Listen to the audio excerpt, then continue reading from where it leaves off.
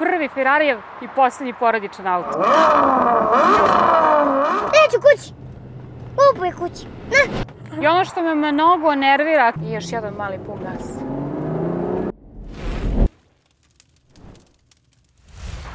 Pozdrav svima! Danas se bavimo jednim porodičnim autom od 650 konja.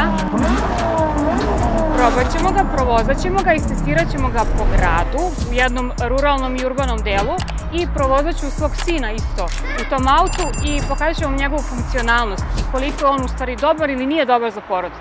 Danas je sa nama tu Ferrari FF.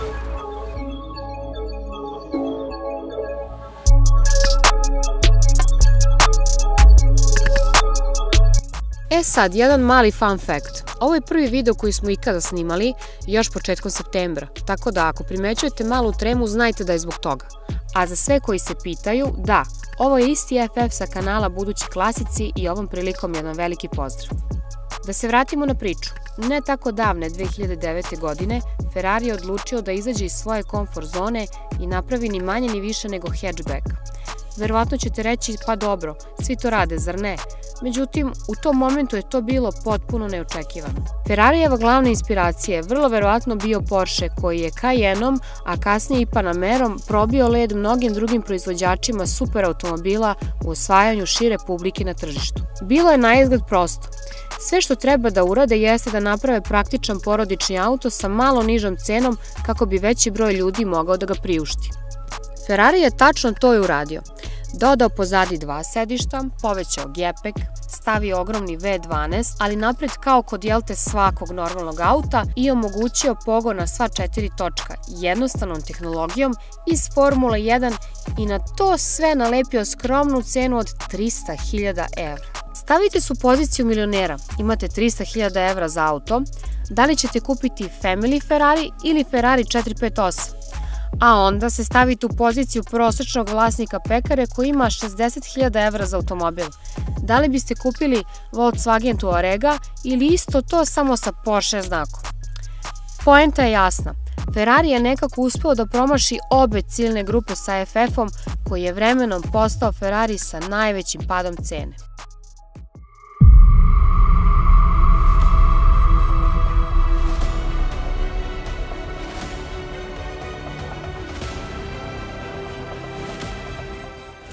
Pre nešto više od 10 godina Ferrari je napravio ovaj auto. U pitanju je motor V12, ima 650 konja, pogon je na sva 4 točka, to je 4x4, ima 4 sedišta i mogli bi da kažemo da je to prvi Ferrarijev i posljednji porodičan auto. Inače, 2011. godine je bilo gotovo nezamislivo da motor bude pozicioniran na prednjoj strani, a ovo je jedan od par modela koji je upravo imao to. Ovaj model inače ima 6300 kubika, 650 konja i motor je V12, što ga svrstava u jedno od vrlo moćnih automobila za to vreme. A sada meni jedan zanimljiviji deo, da vidimo koliko može kofera i prtljaga da stane u ovaj 450 litarski gepek. Ali mislim da ništa od ovog putovanja, knap smo sa gepekom. Da se uozbiljim, probat ćemo stvarno da organizujemo gepek i da vidimo da li zaista može sve ono što smo naumili u light verziji da ponesemo na more.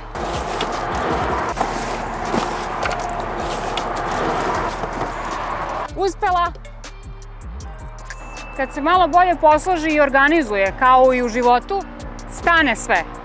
Ali i dalje nešto nisam zadovoljna veličinom gepeka i prostora u ovom automobilu.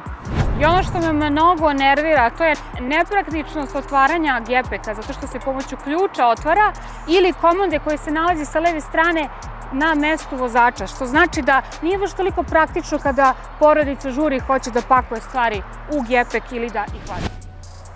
A pošto nas je gepek malo razočarao, da vidimo da li će izluvni sistem da izvuče fleke. Aco, može? Može, još malo.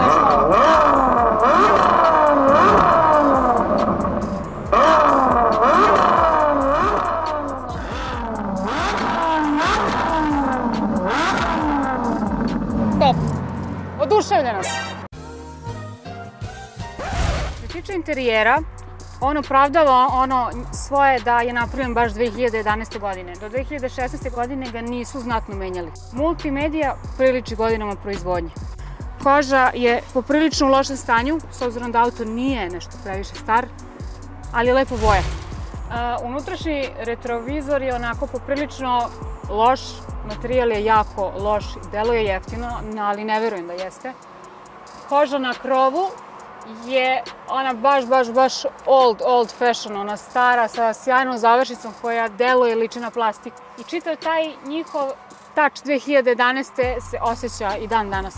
Što se tiče volana, ovaj rev limiter se tada dodatno doplaćivao. Kombinacija karbona sa kožom takođe se dodatno naplaćivala. Ručice koje su od karbona su takođe bile dodatno naplaćivane. Monetino koji se nalazi je standardan i on se nalazi na svakom Ferrariju. To je birač modova koji, na primjer, ima Porsche i tako sad ovi noviji. Iako ne deluje da je toliko veliki spolja, on jeste prostoran unutra. I ova korita, ova sedišta su poprilično udobna, međutim za neke više ljude, neke krupnije i više građe, nema baš puno prostora za noge. Kao što možete vidjeti, za mene je odlično. Cup holderi se ovde nalaze što je onako poprilično zgodno za klince i tako dalje, kad imate milion flašica, šoljica na putu. Moje dete se ovde vozilo i oduševljenje nije hteo da izađe iz auta. Neću kući. Kupuje kući. Ali ovako prostorno za nekoga koji je preko 170-180 je poprilično knap. Isto jedna zanimljivost, samo da dam kontakt. Karakteristično za vezivanje pojasa je ovaj mali, da kažem, motorizovani robotić koji nam omogućava lakše kopčanje, što je isto karakteristično samo za kabrije modele Ferrarija. Ali jedna stvar koja me nervira, što su na jako lošem mestu postavili, to ću da vam pokažem, je grejanje sedišta koje se nalazi upravo ovde, a hlađenje je ovde. Tako da u toku vožnje nije baš zgodno da se sve to isinhronizuje, a da budete bezbedni u toku te neke gradske vožnje.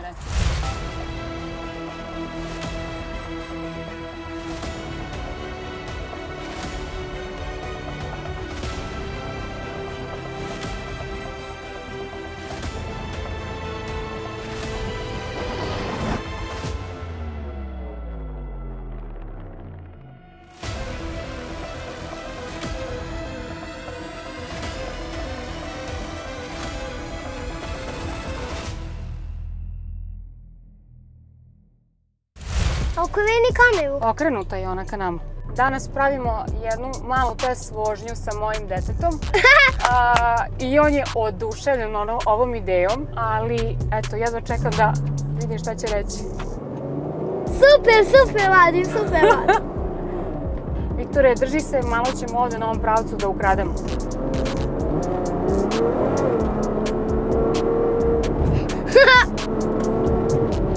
Baš dobar. To ti se dopada?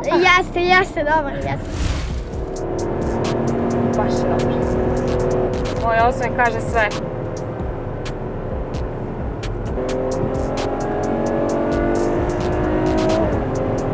Ludilo. I još jedan mali pun gas.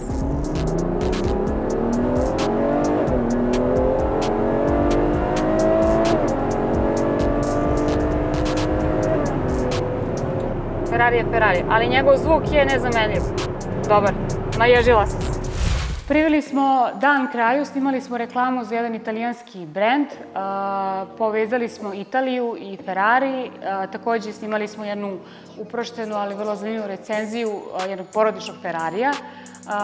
Mom detetu se jako dopao auto. Takođe, nadam se da ću naići na vaše simpatije i da će vam se dopasti sve ono što sam snimala do sada i što ću snimati i da ću pobrati takođe simpatije žena, jer njih ima uvek u manjku. Ljubim vas, pozdravljam i vidimo se u sledećem klipu.